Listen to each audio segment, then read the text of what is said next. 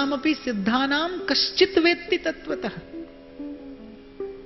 बोले पहले तो बहुनाम जन्म नामन्ते ज्ञानमान माम प्रपद्यते, पहले तो जाने कितने जन्मों के बाद जीव के मन में इतनी सुरत आती है कि मुझे भजन करना है, और उसमें भी मनुष्याणाम सहस्रेषु,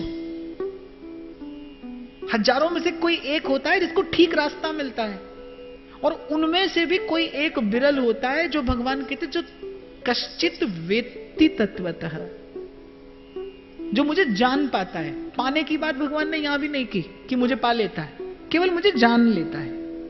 कोई विरल, कोई सकृत होता है। तो महाप्रभु वल्लभाचार्य जी महाराज रीझ गए किस पर? सूरदास जी के दैन्य पर।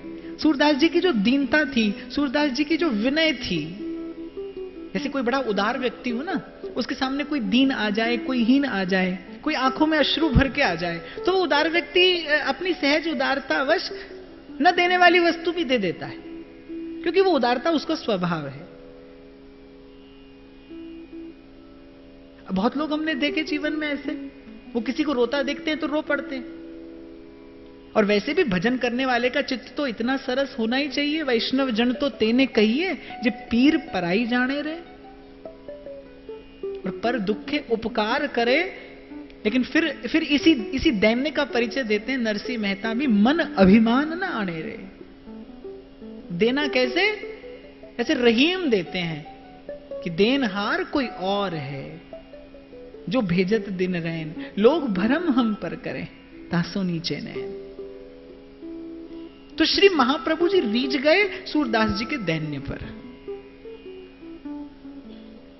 संकल्प कर लिया महाप्रभु ने कि सूरदास जी को वस्तु मिलनी चाहिए। ये भगवत प्रेम के, ये भगवत भाव के, ये विशुद्ध भक्ति भाव के योग। क्यों नहीं सूरदास जी ने अपना परिचय दिया ये कहकर कि मैं अमुक कुल में उत्पन्न ब्राह्मण हूं? सूरदास जी ने नहीं कहा मैं ब्राह्मण हूं।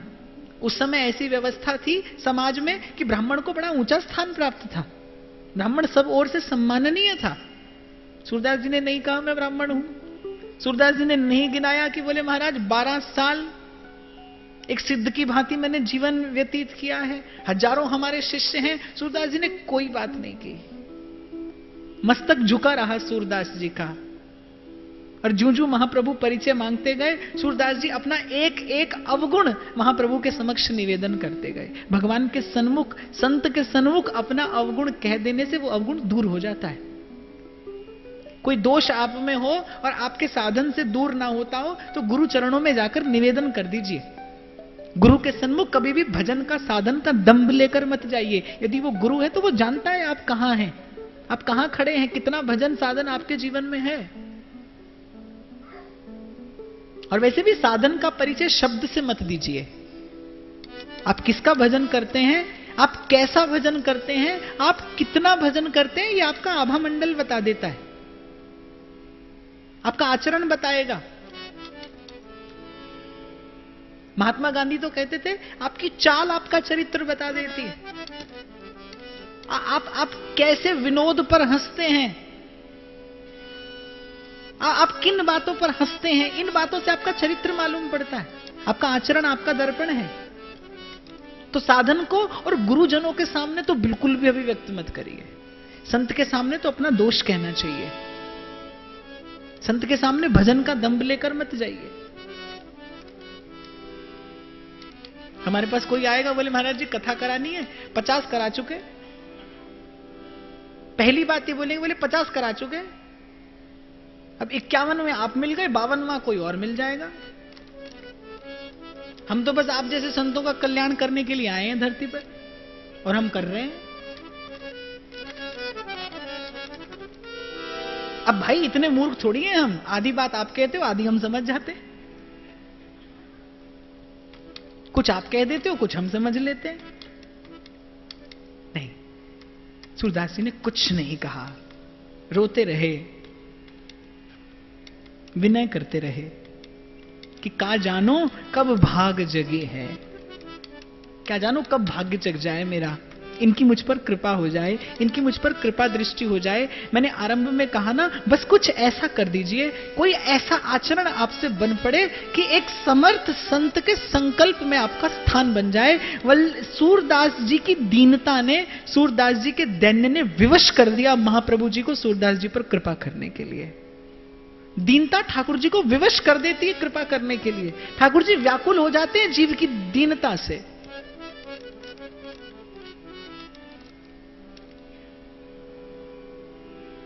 वो नामदेव जी का प्रसंग, नामदेव जी सन्मुख नहीं जाते पंढरीनाथ के, बड़ी भीड़ मंदिर में, और भगवान के नेत्र चंचल हो रहे हैं, यहां देखते हैं वहां देखते हैं। रुक्मिणी जी ने पूछा, बोले प्रभु किसे खोज रहे हो? बोले नामा आया है मंदिर में। अरे नामा आया है तो आ जाएगा सामने। अरे वो नहीं आएगा। क्यों? वो दर्शन करने आया है तो सन्मुख क्यों नहीं होगा? बोले वो मंदिर के किसी कोने में मुख छुपाए बैठा बैठा रोता है, गिड़गिड़ाता है कि क्या मुख लेकर आपके सन्मुख आऊं प्रभु, तोहे देख अवगुण करूं। बोले वो मंदिर के किसी कोने में बैठकर कहता है, क्या मुख ले बिनती करूं, लाज आवत है मोहे, तोहे देख अवगुण करूं, कैसे भाऊं तो। बोले प्रभु आपको प्रत्यक्ष जानकर मानकर भी मैं अवगुण करता हूं, क्या मुख ले विनती करूं, कैसे आऊं आपके सन्मुख, लाज आवत है मोहे, तोहे देख अवगुण करूं, कैसे भाऊं तोहे।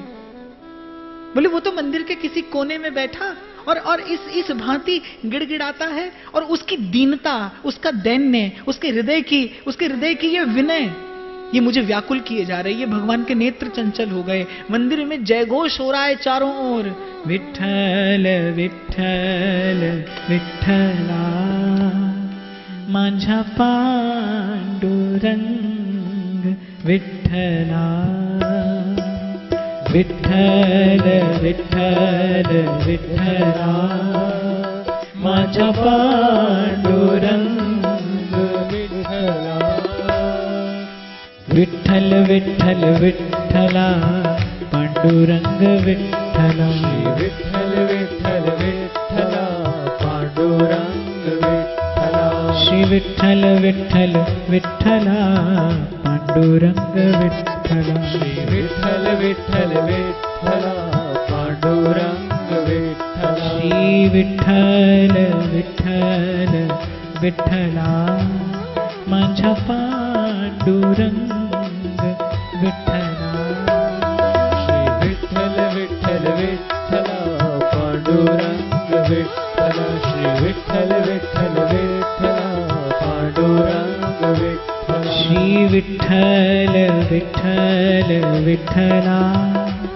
माझा पांडुरंग विठ्ठला, विठ्ठल विठ्ठल विठ्ठला पांडुरंग विठ्ठला, श्री विठ्ठल विठ्ठल विठ्ठला पांडुरंग विठ्ठला, श्री विठ्ठल विठ्ठल विठ्ठला पांडुरंग विठ्ठला, श्री विठ्ठल विठ्ठल विठ्ठला पांडुरंग विठ्ठला। और इस प्रकार लजाते सकुचाते गिड़गिड़ाते नामदेव जी को कौन ढूंढता है? पंढरीनाथ ढूंढते हैं, विठ्ठल खोजते हैं ऐसे भक्त को। अब पीछे पीछे हरि फिरे, कहें कबीर कबीर। बस आप भी इतने सजग रहना, भजन के परिणाम की चिंता मत करना, लेकिन कहीं भजन करते करते भजन का दंभ तो नहीं बढ़ रहा, कहीं आप में कर्तृत्व का अभिमान बढ़ता तो नहीं जा रहा, कहीं आपकी स्मृतियां इन्हीं भावों के जाल में उलझती तो नहीं जा रही कि आपने इतना भजन कर लिया, आप इतने साधन संपन्न हो गए, आपने ये भी जान लिया और आपने वो भी जान लिया।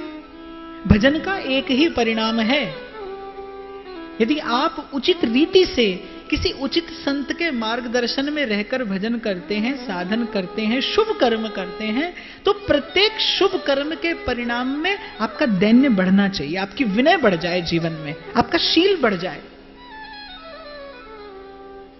आपकी विनम्रता की अभिवृद्धि कराए आपका साधन।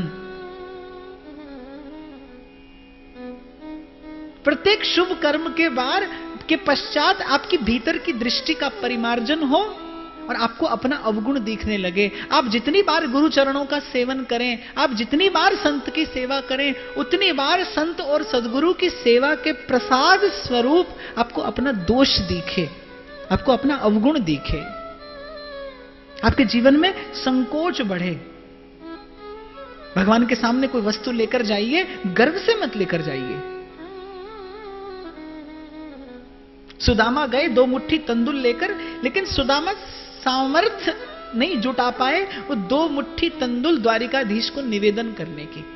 कितना परिश्रम करके आए हैं, नंगे पांव चल के आए हैं, और किसी से मांग कर लाए हैं प्रभु को देने के लिए। वो वस्तु अनमोल है, उसका कोई मोल नहीं है, लेकिन फिर भी वहां तक आकर भी अंत तक सुदामा निवेदन नहीं कर पाए अपने 2 मुट्ठी तंदुल। और जितना जितना सुदामा का संकोच बढ़ता जा रहा था, जितना जितना छिपाते जा रहे थे सुदामा, उतनी उतनी द्वारिकाधीश की उत्कंठा बढ़ रही थी, उतने उतने रीझते जा रहे थे द्वारिकाधीश सुदामा के उस शील पर, उस संकोच पर। साधु का संग करोगे, संत का संग करोगे तो पता चलेगा कृपा की कसौटी क्या है, क्या होती है विनम्रता। मैंने कहा ना, ये इस भाव को आप ओढ़ नहीं सकते, इस कला को आप सीख नहीं सकते, इस वस्तु को आप धन से, संपत्ति से खरीद नहीं सकते। कोई साधन नहीं है इसे हृदय में उपजाने का। ये तो दैवी संपत्ति है, कृपा प्रसाद से मिलती है। ये दैवी संपत्ति है, ये सब दैवी गुण है, किसी की कृपा से आता है जीवन में। हे गुण साधन ते नहीं होई, तुम्हारी कृपा पाओ कोई कोई। हे गुण साधन ते नहीं हुई, महाप्रभु ने सुनिश्चित कर लिया। महाप्रभु मुस्कुराकर बोले अरे सूर होकर क्यों गिड़गिड़ाते हो, इतना क्यों गिड़गिड़ाते हो? सूर हो, सूर माने शूर हो, इतना क्यों गिड़गिड़ाते हो? कोई ठाकुर जी की लीला गाओ। सूरदास जी अपने अवगुण गिनाते जा रहे थे। हो सब पतितन को नायक, मौसम कौन कुटिल खल कामी, हो सब पतितन को राजा, और अब मैं नाचो थक्यो गोपाल। तो महाप्रभु ने कहा सूर होकर इतना क्यों गिड़गिड़ाते हो, कुछ ठाकुर जी की लीला गाओ और अपने तन मन प्राणों को शीतल करो। कितनी सुंदर बात, कितना सुंदर उत्तर दिया सूरदास जी ने कि प्रभु आपकी कृपा के बिना लीला की अनुभूति कैसे हो, और लीला की अनुभूति ना हो तो लीला का गान कैसे करूं। आज हमारे समाज की सबसे बड़ी विडंबना क्या है? यही तो है कि अयोग्य व्यक्ति समाज को मार्गदर्शन दे रहा है। यही समाज की आज विडंबना है। अयोग्य व्यक्ति, अनधिकारी व्यक्ति, एक व्यक्ति जिसमें साधारण सिपाही का भी गुण नहीं है, वो सेना नायक बन के चल रहा है। हजारों लोग उसका अनुसरण कर रहे हैं, अंधानुकरण हो रहा है समाज में, और इसीलिए समाज पतन की ओर जा रहा है। इसीलिए आज धर्म व्यापार होता जा रहा है। और मैं आपको एक शास्त्र सम्मत बात बड़ी विनम्रता से निवेदन करना चाहूंगा। मुझे किसी की निंदा नहीं करनी है, किसी का खंडन भी नहीं करना है, परंतु एक बात कहना व्यासपीठ का कर्तव्य भी है और अधिकार भी। मैं बड़ी विनम्रता से यह निवेदन करना चाहूंगा कि आप हो, मैं हो, या कोई भी हो जो इस संसार में आया है, प्रभु भी आए हैं यहां, परंतु मनुष्य के सुख का जो मूल है, मूल माने जड़, सुख का मूल धर्म है। धर्म खंडित होगा, धर्म आक्रांत होगा, धर्म पीड़ित होगा, तो जीवन की सब शाखाएं प्रशाखाएं, जीवन के सब फल फूल पत्र पुष्प पल्लव सब पीड़ित हो जाएंगे, सब खंडित हो जाएंगे। आप सभ्य समाज के संभ्रांत लोग हैं, धर्म को व्यापार मत बनने दीजिए। मैं कई बार कहता हूं, पूर्व भी मैंने कई बार निवेदन किया और जब जब मुझे अवसर मिलेगा मैं कहता रहूंगा, आपको उन तक जाने के लिए किसी की आवश्यकता नहीं है। ये आज भारतवर्ष की विडंबना है, ये पीड़ा है हमारी। मैं किसी दुर्भावना से ग्रस्त होकर ये बात नहीं कह रहा। आप साधिए स्वयं को। आध्यात्मिक उन्नति किसी के आश्रय से नहीं होती, भगवान के सहारे होती है। और वो जितने सूर के, रविदास के, नानक के, कबीर के, तुलसी के हैं, उतने ही मेरे हैं, उतने ही आपके हैं।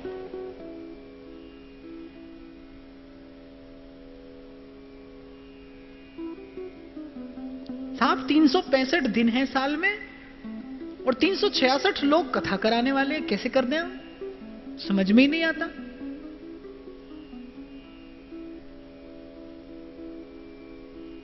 कितने फोन तो केवल ये बात पूछने के लिए आते हैं कि बोले महाराज जी का आश्रम कहां है, आपको क्या करना है।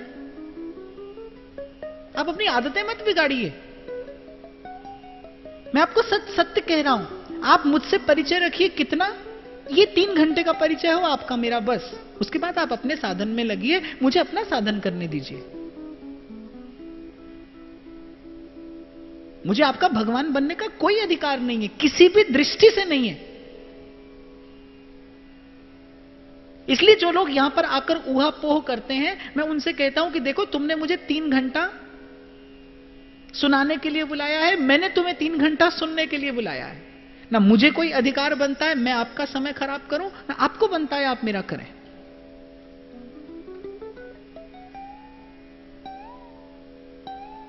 और मैं तो एक और बात पर पिछले कुछ वर्षों से चिंतन करता हूं, क्योंकि देखता हूं, नित्य प्रति देख रहा हूं, मैं आश्रम बनाऊं छल से, कपट से, धन अर्जित करके, फिर मैं आश्रम बनाऊं और आप लोग आए। आप लोग ही तो आओगे, और कौन आएगा? आप ही में से कोई आएगा।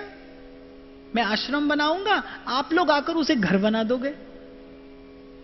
आपके पास करने के लिए और क्या है? भगवत रसिक कहते हैं, बोले संत के पास कोई आता है क्यों? जो आवे सो नून को, जो जावे सो चून। नून चून की बात है बस। भजन की बात करने वाला तो कोई बिरला होता है। और साहब मैं तो समझता हूं कि जिसको भजन करना है उसको कथा सब कुछ देती है। भजन के मार्ग पे चलने वाले का कोई ऐसा संशय, कोई ऐसी जिज्ञासा रहती ही नहीं जो कथा से जिसका समाधान ना हो जाता हो। मैं आश्रम बनाऊं, तुम आकर उसको घर बना दो। मुझे तो लगता है कि कोई ऐसी विधा, कोई ऐसी विद्या मैं आपको बता दूं जिससे आप अपने घर को ही आश्रम बना लें। और ये मैं किसी नई विधि या नई विद्या का आविष्कार नहीं कर रहा, संतों से सीखा है मैंने। काहे रे बन खोजन जाई, काहे रे बन खोजन जाई, सर्व निवासी सदा समीपा, सोहे संग समा। पुहुप माही जो वास बसत है, मुकुर माही जो छाई, तैसे ही हरि बसे निरंतर, घट ही खोजो भान। बाहर भीतर एको जानो, ये गुरु ज्ञान बताई। कहे नानक बिन आपा चीन्हे, मिटे न भ्रम की खाय। कहे नानक बिन आपा चीन्हे, मिटे न भ्रम की खाय। थोड़ा सा अपने जीवन में एकांत लाइए, थोड़ा सा अपने जीवन में मौन लाइए, थोड़ा सा अपने जीवन में जो सुना है उसका चिंतन लेकर आइए, थोड़ा सा जो आपने पढ़ा है उसका मनन लेकर आइए, थोड़ा सा भगवान का सुमिरन लेकर आइए, थोड़ी सी संत की सेवा लेकर आइए, थोड़ा अपने निकट जाइए। नहीं तो बाबा बुल्ले शाह कहते हैं जा जा मक्के हाजी होयो।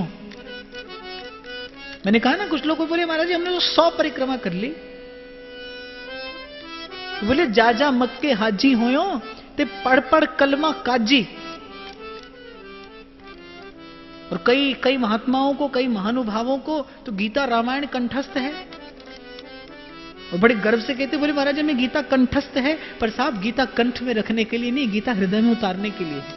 आप कंठ में रखे ही डोल रहे हैं आज तक, उसका स्थान कंठ नहीं है। गीता रामायण मानस भागवत, ये इसका स्थान कंठ नहीं है। ये तो भाव है, ये तो भक्ति का रसायन है, इसे हृदय में धारण किया जाता है। तो जा जा मक्के हाजी होयो ते पढ़ पढ़ कलमा काजी। पर बुल्ले शाह तू कख नहीं कीता जे यार नहीं कीता राजी। सोई है गमार जिस कियो नहीं प्यार, नहीं पायो दरबार या नंद के कुमार। भगवान के स्मरण में आंख नहीं भीगी, कीर्तन में हृदय द्रवित नहीं हुआ, तो कहा रस खान भय संपत्ति सुमार महा। हमारे श्री सेवक जी महाराज कहते हैं गावत गीत रसाल। हमारी तरह खूब तान बंधन कर लेंगे, गावत गीत रसाल और भाल तिलक शोभित घना। बड़ा सुंदर तिलक, बड़ी मीठी वाणी, पर बिन प्रीति बेहाल। श्री हरिवंश कृपा बिना। और भगवान की प्रीति के अभाव में बोले कैसे जीव बेहाल सा है। मैं फिर निवेदन कर रहा हूं, आपको आपके और प्रभु के मध्य किसी मध्यस्थ की आवश्यकता नहीं है। मत खोजिए किसी को। किसी के मन में प्रश्न हो सकता है कि एक और आप कहते हैं, मानस कहती है, गुरु बिन भव निधि तरही न कोई, जो बिरंची शंकर सम हो। बहुत से लोगों के मन में प्रश्न आ रहा होगा कि एक और आप कहते हैं कि बिना गुरु के इस मार्ग पर गतिमान होना ही संभव नहीं है, और एक और आप कहते हैं आपको और आपके मध्य में किसी की आवश्यकता नहीं है। गुरु होगा वो आपके और प्रभु के बीच में द्वार का काम करेगा, दीवार बनकर खड़ा नहीं होगा। सद्गुरु आत्मा, जीवात्मा और परमात्मा के बीच में, महात्मा आत्मा और परमात्मा के बीच में एक द्वार है। जैसे झरोखे से सूर्य की किरणें, थोड़ा सा प्रकाश भीतर आता है, आपको पता चल जाता है कि बाहर सूर्य उदय हो गया, आप झट पहुंच जाते हैं सूर्य की पूजा करने के लिए। ऐसी संत जीवन में आता है, एक आभास लेकर आता है प्रभु। वो आपको सुरत कराता है, वो आपको सचेत कर देता है, वो आपको सावधान कर देता है, वो आपको प्रतीति करा देता है प्रभु के रूप की। वो आपको याद दिला देता है कि आपका प्रभु से क्या संबंध है। वो द्वार बनकर आता है, दीवार बनकर नहीं।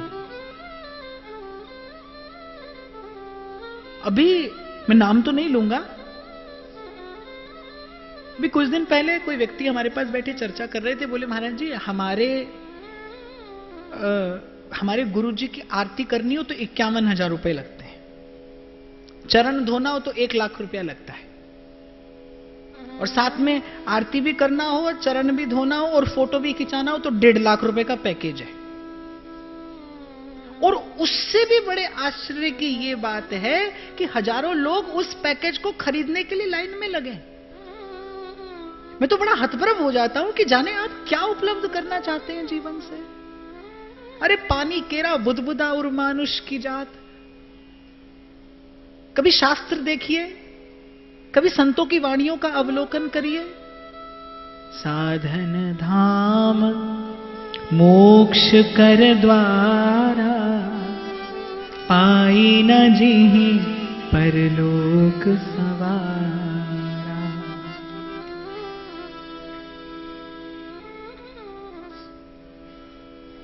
और फिर आऊंगा अपनी पहली बात पर, आज की चर्चा के प्रथम शब्द पर आऊंगा मैं।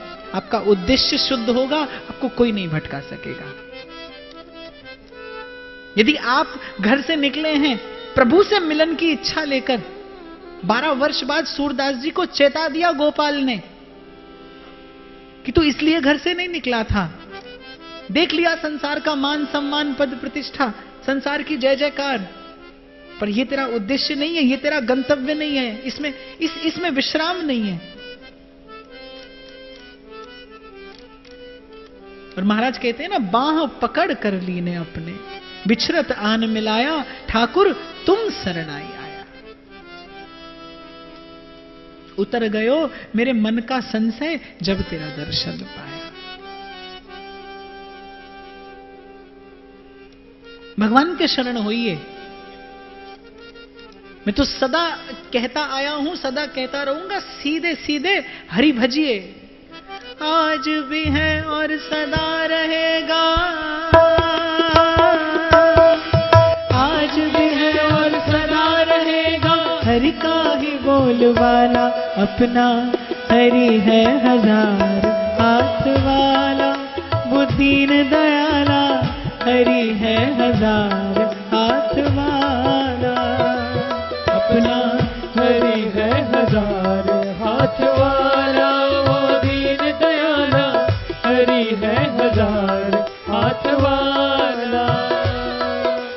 क्या कहना समरथ साईं का, क्या कहना समरथ साईं का, क्या से क्या कर डाला, अपना हरि है हजार हाथ वाला। वो दीन दयाला, हरि है हजार हाथ वाला, अपना हरि है हजार हाथ वाला। वो दीन दयाला, हरि है हजार हाथ वाला। आप प्रभु के रहते क्यों चिंता करते हैं? हमारे स्वामी शरणानंद जी महाराज को एक बार कोई किसी अनाथालय के उद्घाटन के समय ले गया। अनाथालय का उद्घाटन करना था, महाराज जी को थोड़ी देर अपना वक्तव्य भी देना था। जैसे ही माइक पर आए, सबसे पहले बोले दीनानाथ के रहते कोई अनाथ हो कैसे सकता है? मेरे दीनानाथ के रहते कोई अनाथ कैसे हो सकता है? आपने इस संस्था का नाम ठीक नहीं रखा, इसका नाम बदलिए। अनाथालय नहीं, मेरे प्रभु के रहते कोई अनाथ नहीं है। इसीलिए सत्संग है, इसीलिए जीवन में संत का आना है। बस इतना ही करता है संत, सुरत करा देता है आपको। आपकी जो प्रीति, आपकी जो रति, आपका जो जो भाव, आपकी जो ममता, आपकी जो अहमता, जो बिखरी है, बंधी है संसार में, उलझी है इस कंटका कीर्ण संसार के जाल में, बस वो धीरे धीरे करके सुलझा देता है और अधिक कृपा कर दे। सबके ममता ताग बटोरी, मम पद मन ही बांध दृढ़ डोरी। वो डोरी बट के प्रभु के चरणों से बांध भी देता है। बोले प्रभु आपकी कृपा के अभाव में लीला का दर्शन कैसे करूं, और दर्शन ना करूं तो गाऊं कैसे? सूरदास जी ने अपने, सूरदास जी जन्म सिद्ध कवि थे। जो सूरदास जी इतना सुंदर पद बांध सकते थे कि अब मैं नाचो थक्यो गोपाल, काम क्रोध का अपना कंठ विषय की माल, और सूरदास की सब अविद्या दूर करो नंदलाल। क्या वो सूरदास जी भगवान की लीला का कोई पद बनाकर नहीं सुना सकते थे? लेकिन सूरदास जी ने नहीं सुनाया। बोले आपका हाथ जब तक सूर के मस्तक पर न पड़े सूर सनाथ कैसे हो? आप जब तक संबंध ना कराएं श्री ठाकुर जी से, आपकी कृपा के इस द्वार से जब तक निकलकर उस पार न हो जाऊं, तब तक कैसे भगवत लीला गाऊं? महाप्रभु वल्लभाचार्य ने देख लिया कि केवल दीन नहीं है, सच्चा भी है।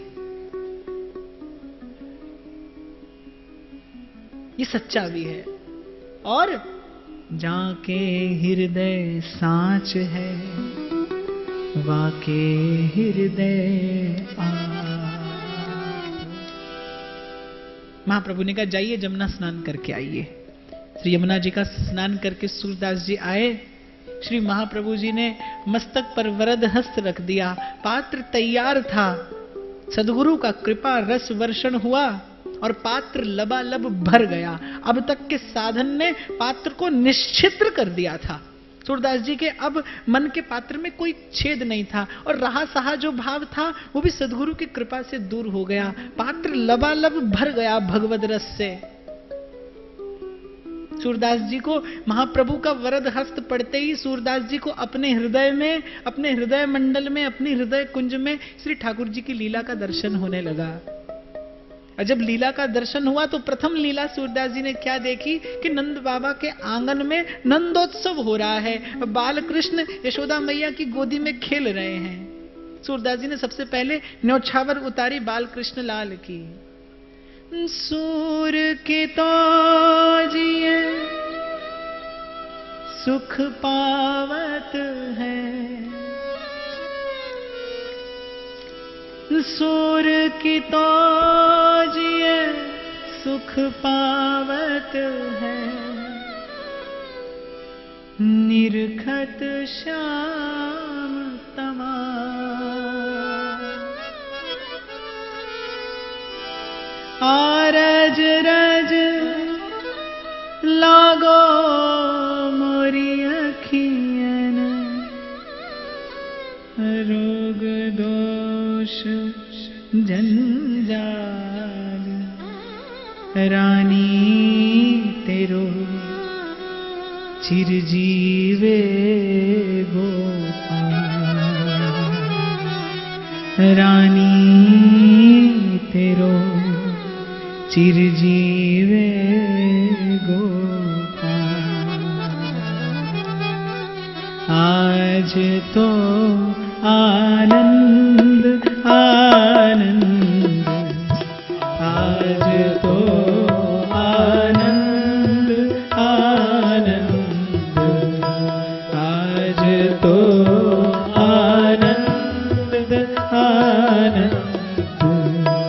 पूर्ण ब्रह्म सकल घट व्यापक, पूर्ण ब्रह्म सकल घट व्यापक, सोयो घर नंद, सोयो घर नंद। आज तो आनंद आनंद, आज तो आनंद आनंद, आज तो आनंद आनंद, आज तो आनंद। और तू जो चाहे तो कतरे को समंदर कर दे, और तू जो चाहे तो बंदे को कलंदर कर दे। वो सूर जिनको अगला पग कहां रखना है इतना पथ नहीं सूझता, सदगुरु की कृपा हुई और सूर सागर हो गए। रस का सागर भर दिया श्री महाप्रभु जी की एक कृपा दृष्टि ने। लबालब भर गए सूरदास जी। अब तो सूरदास जी का एक एक क्षण,